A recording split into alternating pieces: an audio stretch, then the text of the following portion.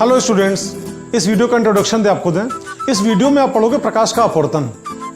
आपको जानकारी दें, क्लास सेकेंड ईयर में फिजिक्स दो पार्ट में, भाग 1 भाग 2, पार्ट 1 पार्ट 2।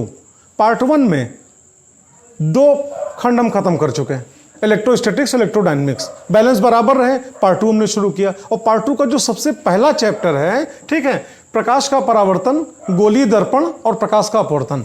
आपको जानकारी दें, इसी पहले ही चैप्टर में प्रकाश का परावर्तन और गोलीय दर्पण, इस पर हमने छोटी छोटी 10-10 मिनट की या 5-5 मिनट की हमने 8 वीडियो जारी कर रखी है। वो 8 वीडियो अगर आप देख लेते हो, समझ लेते हो, तो निश्चित रूप से प्रकाश का परावर्तन और गोलीय दर्पण आपका तैयार हो जाएगा। अब हम इस वीडियो शुरू करने जा रहे हैं प्रकाश का अपवर्तन। देखो, प्रकाश का अपवर्तन और परावर्तन दोनों में क्या अंतर है आपको समझाएं। परावर्तन में क्या होता है, प्रकाश किरणें आती हैं, परावर्तक फिर से टकराती हैं और वापस उसी माध्यम में लौट जाती हैं, ठीक। और अपवर्तन में क्या होता है, प्रकाश किरणें आती हैं और 2 माध्यमों को पृथक करने वाले पृष्ठ से टकराती हैं और उसका दूसरे माध्यम में घुस जाती हैं, ठीक है। यानी कि आप यूं कह सकते हो, प्रकाश के अपवर्तन में 2 अलग अलग माध्यम होंगे। उनमें से निश्चित रूप से एक माध्यम सघन होगा, दूसरा विरल होगा, ठीक है। हो सकता है पहला विरल हो, दूसरा सघन हो, या हो सकता है पहला सघन हो, दूसरा विरल हो, ठीक है। अलग अलग प्रकार के माध्यम होंगे, ठीक। अच्छा, प्रकाश के परावर्तन में क्या होता है, एक ही माध्यम में होता है। प्रकाश किरणें आई, परावर्तक पृष्ठ से टकराई और वापस उसी माध्यम में लौट गई। कैसे लौटी, परावर्तन का बाकायदा नियम है, वीडियो जारी हो चुका है। हम चलते हैं अपवर्तन पे। आपको पता है, इंग्लिश में अगर आप कहो तो इंग्लिश में परावर्तन को आप कहते हो रिफ्लेक्शन और अपवर्तन को आप कहते हो रिफ्रैक्शन। सामने आप देखना, यहाँ पे लिखा हुआ है रिफ्रैक्शन ऑफ लाइट, ठीक है। हमने जानबूझ के यहाँ पे कलर चेंज किया हुआ है, ठीक है। आप आर की जगह एल का प्रयोग करो तो क्या बन जाएगा, प्रकाश का परावर्तन। कब, अगर आप एल का प्रयोग करते हो। अगर आप यहाँ पे आर का प्रयोग करते हो, रिफ्रैक्शन ऑफ लाइट, तो फिर क्या कहलाएगा, प्रकाश का अपवर्तन। आपको समझाएं, जब कोई भी प्रकाश किरण किसी भी एक समांग पारदर्शी माध्यम से, आप पूछोगे समांग क्या होता है। समांग को इंग्लिश में बोलते हो होमोजीनियस, ठीक है। होमोजीनियस का तात्पर्य क्या, सर्वत्र एक समान, ठीक है। तो आप अगर कोई प्रकाश किरण किसी भी एक पारदर्शी माध्यम से किसी दूसरे पारदर्शी माध्यम में प्रवेश करता है तो अपने मार्ग से विचलित हो जाता है, और अपने मार्ग से विचलित हो जाने की इस घटना को हम क्या बोलते हैं, प्रकाश का अपवर्तन, ठीक है। अब वहीं पे अगर विरल माध्यम से सघन माध्यम में जाएगा तो अभिलंब की ओर झुक जाएगा, सघन माध्यम से विरल माध्यम में जाएगा, अभिलंब से दूर जाएगा। हम आते हैं अपवर्तन के नियम पर। अपवर्तन के 2 नियम हैं, ठीक। प्रथम नियम, द्वितीय नियम। देखो, प्रथम नियम में क्या है अपवर्तन के, आपतित किरण, अपवर्तित किरण और आपतन बिंदु पर अभिलंब तीनों एक ही तल में होते हैं। आप पूछोगे इसका मतलब क्या। ये डायग्राम सामने आप देखना, 2 माध्यमों को पृथक करने वाला पृष्ठ हो गया, ऊपर माध्यम विरल है, नीचे माध्यम सघन है। एग्जाम्पल मानना हो तो मान लो हमने ऊपर वायु मान लिया, नीचे यहाँ पे क्या, कांच मान लिया, कुछ भी मान सकते हो, जल मान लो, ठीक है। आप आगे देखना, यहां से कोई प्रकाश किरण आई, अभी हमने आपको समझाया, विरल माध्यम से सघन माध्यम में जाएगी, अभिलंब की ओर झुक जाएगी। आपको बताएं, अगली वीडियो में हम ये भी आपको समझाएंगे क्यों झुक जाएगी, दूर क्यों नहीं जाएगी। अगली वीडियो में आपको समझाएंगे अपवर्तन के कारण, क्या कारण है जिससे प्रकाश का अपवर्तन होता है। फिलहाल यहां पे हम उसका जिक्र नहीं कर रहे हैं, आप देखना क्या हो रहा है। आप देखना, तो यहां से प्रकाश किरण यहां पे आई, ठीक, विरल माध्यम, सघन माध्यम, अभिलंब की ओर झुक गई। ये किरण कौन सी, आपतित किरण, ये कौन सी, अपवर्तित किरण। और ये जो डॉटेड लाइन आप देख रहे हो, ये क्या, आपतन बिंदु पर अभिलंब, और ये पॉइंट क्या है, आपतन बिंदु है। आप देखना, तो आपतित किरण, अपवर्तित किरण और आपतन बिंदु पर अभिलंब, ये तीनों एक ही तल में होंगे। आप देख रहे हो, तीनों हमारे इसी व्हाइट बोर्ड के तल में बने हुए हैं। मतलब ऐसा कभी नहीं होगा कि प्रकाश किरण को ऐसे हम ऐसे डाल दें, इधर से डालें और ये इधर बोर्ड के तल में जाए, ऐसा कभी नहीं होगा, ठीक है। ये तीनों हमेशा एक ही तल में होंगे। या ऐसा कभी नहीं होगा कि प्रकाश किरण को इधर से हमने डाला तो आपको बोर्ड के तल में ना रहे, बोर्ड के तल से बाहर निकल के ऐसे जाने लगे, ऐसा कभी नहीं होगा। ये तीनों हमेशा एक ही तल में होंगे। चाहे इस डायग्राम में समझो जिसमें आप देख रहे हो प्रकाश किरण विरल से सघन में जा रही है, और या फिर आप यहां पे देख सकते हो प्रकाश किरण सघन से कहां पे, विरल में आ रही है। सघन से विरल में गई, आप देखो अभिलंब से क्या, दूर जा रही है। क्यों दूर जा रही है, अभी हमने आपको समझाया। अगली वीडियो में आपको समझाएंगे अपवर्तन के कारण क्या हैं, तो ज्यादा क्लियर होगा। फिलहाल यहां इस बात का डिस्कशन नहीं कर रहे हैं कि दूर क्यों जा रही है। आप इतना समझो, माध्यम बदला, मार्ग से विचलित हुई, ठीक। तो ऐसी कंडीशन में आप देख रहे हो, ये आपतित किरण, ये अपवर्तित किरण, ये आपतन बिंदु पर अभिलंब, और तीनों एक ही तल में होंगे। ऐसा कभी नहीं होगा कि प्रकाश किरण को यहां से हम ऐसे डालें, ठीक है, और बोर्ड के तल में, और ये भी बोर्ड के तल में है तो ये भी पक्का बोर्ड के तल में होगा। ये आपका ऐसे निकल जाए या बोर्ड के अंदर घुस के उस पार निकल जाए, ऐसा कभी नहीं होगा। ये तीनों हमेशा एक ही तल में होंगे। ये अपवर्तन का पहला नियम है।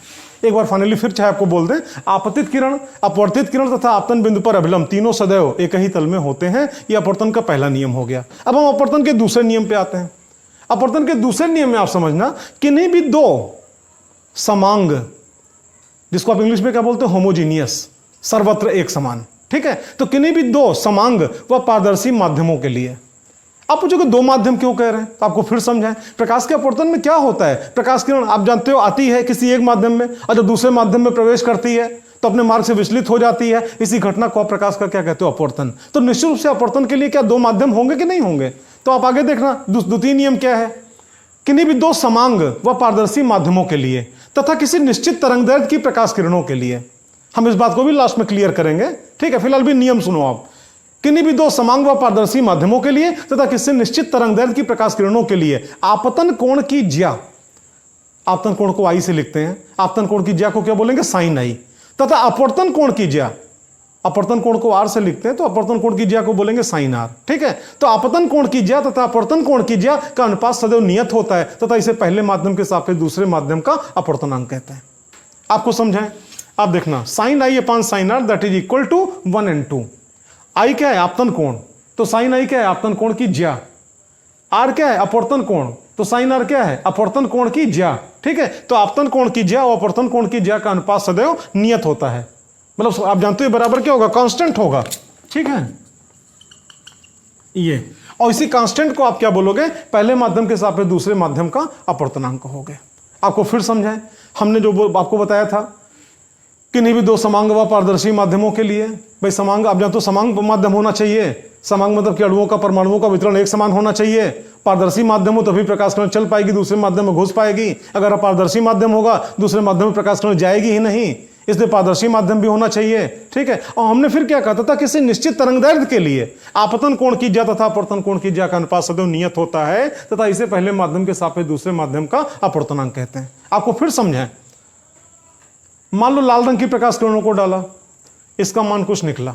ठीक, अब अगर हम हरे रंग की प्रकाश किरण को डाल देंगे तब भी इसका मान वही नहीं होगा, बदल जाएगा। ठीक, तो लाल रंग के लिए इसका मान कुछ निकला, जो भी निकला लाल रंगों के लिए क्या नियत हो गया। हरे रंग की प्रकाश किरण को डालेंगे मतलब लैम्डा का मान क्या बदल गया, लैम्डा का मान बदलेगा तो इसका मान भी क्या होगा, बदलेगा, मतलब इसका मान क्या हुआ, बदल गया। ठीक है, तो अब इतना समझना कि आप अगर ये कांस्टेंट है तो किसी एक निश्चित तरंगदैर्घ्य के लिए तरंगदैर्घ्य अगर आप बदलोगे तो भी आपका यहाँ पे क्या होगा, कांस्टेंट बदल जाएगा। इसके लिए भी एक फार्मूला है, आगे पढ़ाई में हम जिक्र करेंगे, इस वीडियो में नहीं, आगे एक वीडियो आएगी। कांची एक वैज्ञानिक थे, उनका समीकरण है जो बताता है कि यनो लैम्डा में क्या रिलेशन होता है। ठीक, आपको समझा, इस डायग्राम को आप देखना एक बार फिर से। आप देख रहे हो विरल माध्यम सघन माध्यम प्रकाश किरण आई, विरल से सघन में गई, अभिलंब की ओर यहाँ पे क्या झुक गई। इस एंगल को आप क्या बोलते हो, इंसिडेंट एंगल या फिर आपतन कोण। इसको आप क्या बोलते हो, अपवर्तन कोण। आप देख रहे हो आई का मान क्या अधिक है, ये आई है बेटा। ठीक है, आई का मान अधिक है, आर का मान कम है। देखो नीचे वही लिखा है, I is greater than small r. I को क्या बोलते हो, आपतन कोण, क्या बोलते हो, अपवर्तन कोण। आप देखना इसमें यहाँ पे अपवर्तन कोण। ठीक, और उसी प्रकार से आप यहां पे देखना, यहां पे आप देख रहे हो सघन माध्यम से विरल माध्यम में गई, तो सघन से विरल में गई, अभिलंब से क्या दूर हटी, और अभिलंब से दूर हटी, इस कोण को आप क्या बोलोगे, आपतन कोण। इस कोण को आप क्या बोलोगे, अपवर्तन कोण।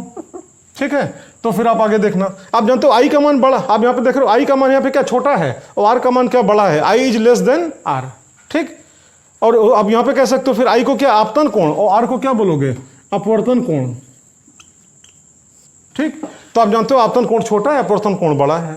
ठीक, और इस कंडीशन में एक बात आप देखना, ये जो डायग्राम है यहाँ पे, ठीक, आप देख रहे हो यहाँ पे आई है, यहाँ आर है, तो आपतन कोण की ज्या क्या कहलाएगी, साइन आई, और अपवर्तन कोण की ज्या क्या कहलाएगी, साइन आर। तो साइन आई बटे साइन आर, ये that is equal to a n जी।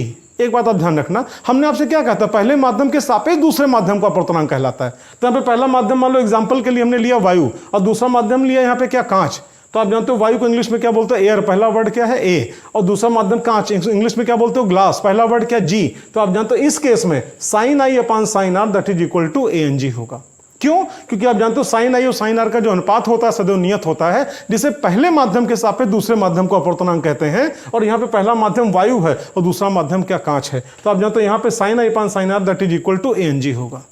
और जरा इस डायग्राम में आओ, आप देखना, पहला माध्यम सघन, दूसरा विरल। सघन एग्जाम्पल के रूप में हमने क्या लिया, कांच। विरल एग्जाम्पल के रूप में क्या लिया, वायु। ठीक, प्रकाश किरण यहां से आई, उधर गई। ठीक, आप देखो sine i upon sine r, आप जानते हो आपतन कोण की ज्या और अपवर्तन कोण की ज्या का अनुपात सदैव नियत होता है, जिसे पहले माध्यम के सापेक्ष दूसरे माध्यम का अपवर्तनांक कहते हैं। ठीक, तो आप आगे देखना, पहला माध्यम क्या कांच है और दूसरा माध्यम क्या वायु है। तो इस केस में आप क्या बोलोगे, sine i upon sine r that is equal to GNA। ध्यान रखना, जिस माध्यम से प्रकाश किरण आती है उसे हम क्या बोलेंगे, पहला माध्यम, और अपवर्तन के पश्चात जिस माध्यम में जाती है उसे हम क्या बोलते हैं, दूसरा माध्यम। और हमेशा जैसे sign i upon sine are जब लिखेंगे बराबर क्या होगा, पहले माध्यम के सापेक्ष दूसरे माध्यम का अपवर्तनांक होगा। ठीक है, 1 and 2 कहो जैसा कि हमने मेन फार्मूले में कहा था। ठीक, और बाकी केस देख के ANG GNA जो आप चाहो वहां पे कह सकते हो। इस वीडियो को आपने देखा, एक जानकारी और आपको दें यहाँ पे, ये जो आपका दूसरा नियम है इसी को हम, एक वैज्ञानिक है स्नेल, तो इसी को हम स्नेल का नियम भी कहते हैं। अगर आपसे कोई पूछे स्नेल का नियम बताओ तो स्नेल के नियम के नाम पे दूसरा नियम बोल देना।